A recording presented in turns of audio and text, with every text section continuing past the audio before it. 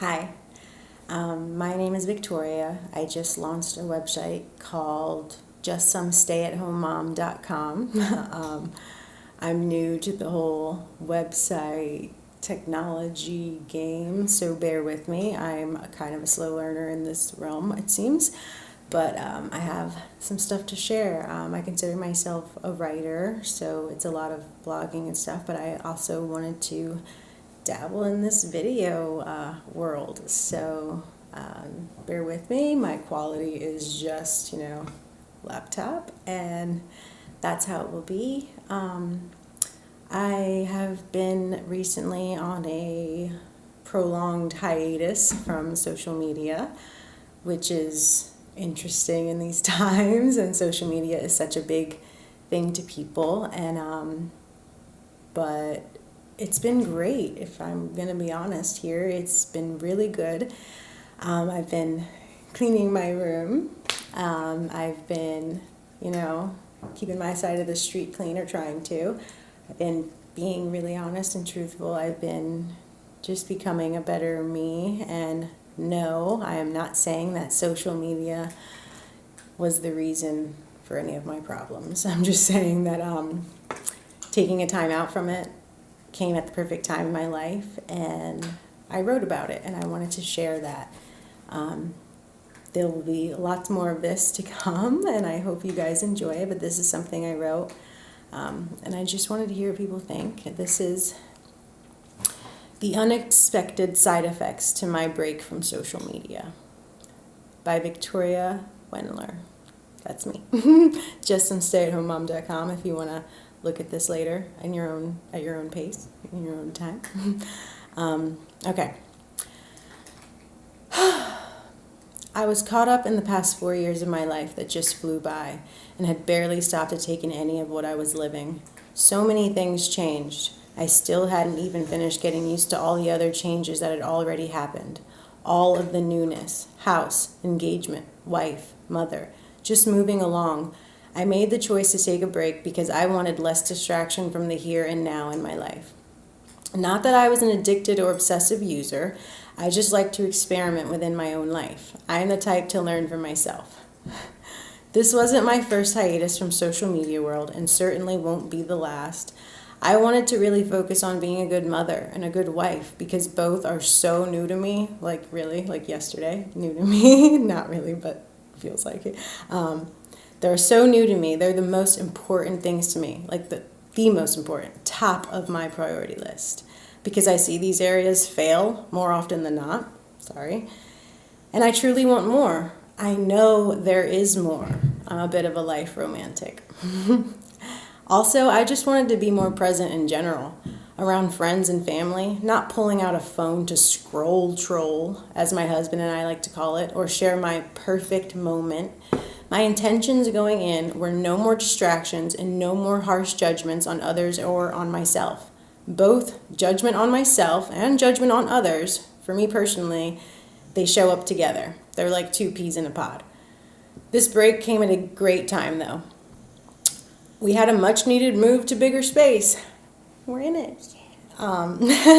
We got a new, better-paying job for hubby. Ooh. Baby started crawling and eating foods and getting into everything. Family moved away. Holidays came and went. I finally healed some old wounds that I had left to rot. Yes, I did. I started dedicating more sacred time to myself to truly care for me, so that I could be there in all those day-to-day moments that we sometimes play down as if they aren't part of the fullness and richness in life. I mean, everything happened, and I didn't know how numb and detached from feeling I truly was until I finally began to feel again. I never thought of social media as that great to begin with. It has a few upsides. Yeah, I can see what some of the people I care about are up to, but it seems like a shallow world of, look at me and all the cool stuff I have and do, or feel for me. Guilty. Been there, done that. And half the time in person, those people are struggling and depressed. A label that continues to lose its clout for me, because who isn't depressed? Life, man. Shit happens. We aren't the first or the last to learn that one. But you have to contribute to bettering yourself or your situation, and I wasn't. Guilty. This break gave me new perspective. For one, I think people genuinely want their lives to be that good, and I don't blame them. I know I do. I think we see where we want to go and who we want to be, but we miss the memo about the journey, the practice, and the intentional choices it takes to get there. Instead, and maybe you do this too, oftentimes fill days with meaningless distraction and things to fill voids. We choose the quick fix, whatever that may be for us. There's a large pool of distraction and hiding and wall building that we as humans have come up with. We don't say what we truly want enough. We don't get brutally honest with ourselves from a place of love enough. We give in to what we are used to and oftentimes sacrifice what we really need. We small talk in circles. We don't choose to be our own hero. We don't accept the truth. This stuff matters. We need real heard and screenless interactions. We need moments to be vulnerable with each other and with ourselves. We need to reflect on life, on all there is to be grateful for, on how we can use what we know to better ourselves and subsequently better our world. Time to reflect on mistakes, on consequences of our own choices, on the good and the bad times. We need to be present with our children and our families and our friends and give them the greatest gift of all, our time and our full attention. Share with them our sameness, our oneness, our love. We need to make taking care of ourselves a necessity, because it is. It is a damn necessity. How can you give your best to others and truly help others when you aren't your best and you can barely help yourself? This is where I felt I was. That's where I was. And I'm not saying that social media was the culprit of my problems. No, not even close. I was the problem. And I really wanted to become the solution. I wanted to become better. But distraction helped me ignore healing and grieving. I have been grieving for 4 years and pretending that I wasn't, and it was making me bitter. I had walls up and I did not let people get too close to me, including family. I stopped speaking my truth to pretend I had it all together. Not a healthy place. And one day I woke up and it just wasn't working anymore. I almost felt like I couldn't stand myself anymore. And slowly I started practicing how to be open again, how to let love in again, how to sit with my fears and sit with my grief and hear them out rather than ignore them and pretend they aren't there or that I was overly emotional or stupid for feeling that way at all. This was really hard, you guys. I'm not even close to done, but I have started. I spent 4 years, well, really my whole life, building walls, and now I want to tear them down. It's a brick by brick process for me.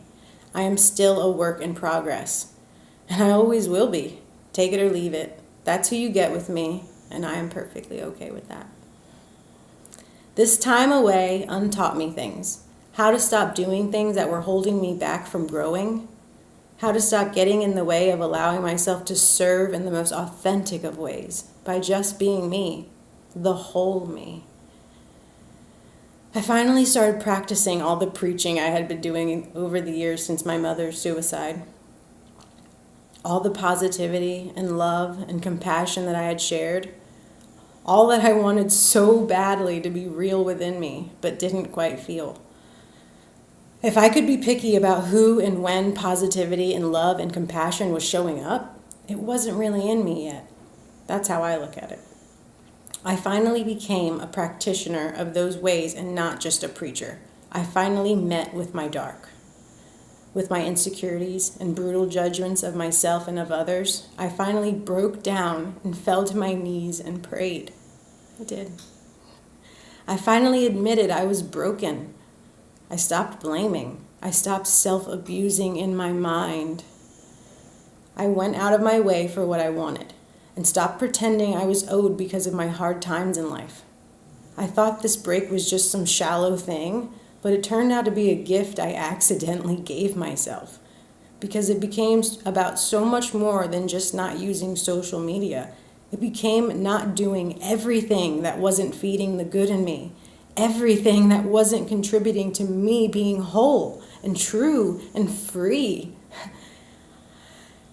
And I have no doubt that the universal magic that exists within and around us all, it played its role in that. The signs were everywhere. As a result of this break, I have found that I listen with intent to learn more. I observe more. I connect to and control my thoughts more. I feel more able to be authentic without falling into any traps of not being enough. I have more time to do the things that help me care for me. I feel less inclined to wonder what others may think about the things I do. And fuck, it feels good to have what is from my heart. It feels good to do what is from my heart and have the only reward be God and me know that I did it. I noticed the moments playing out before me, and I reveled in the sense and the sounds and the feeling of pure love that comes from watching my husband play with my son every evening. I took mental pictures, and pictures with something our ancestors used that wasn't a phone. I think it was called a camera. I kept log of my life, for me, with no messed up attachment to how others would feel or think about what I was doing or opting out of doing. I stared in awe at the magnitude of the world we live in, of the universe we inhabit, and I feel truly blessed to be a part of this. Blessed that I, just some human, get to not only be a piece of this puzzle, but I also get to choose my fucking shape. I get to choose who I am, who I want to be. What am I going to bring to the table in this world? I get to choose that. It's a unique opportunity that I've been given by everyone who came before me. And it comes with responsibility, man. As it should. And I, now, having woken up to this, I want nothing more than to help wake others. We need more space for healing. We need more healers to heal. I believe I am witnessing an amazing era in human evolution. We are at a pinnacle point of change. For all I know, every generation feels this way. And if so, so what? I feel we have choices to make right now that shape tomorrow. I believe these choices start at home. I believe these choices start with how we treat and care for ourselves and others, how we perceive our world, and what we create to exist within it. I truly believe sharing, giving, loving, and healing have the power to lead us down a path that leads to worldwide love and peace. And leaves the world better off for having met that love, for having felt that love, and for having shared that love. This break didn't really change anything in my life. It just changed how I perceived my life, which actually maybe changes everything. And sometimes that's just the change we need to make. I don't know what works for everyone. I really don't. And I don't claim to. But what I do know is I've yet to meet anyone without a few wounds to heal. So my hope is that by sharing this, I inspired or ignited a bit of that healing and growing flame within you. Because the world desperately needs more awake and healed people to start participating. I don't think I need to give any proof of that. We all know it. Let's truly be the change. Thank you for taking the time. Please feel free to share this. Sending my love. Victoria.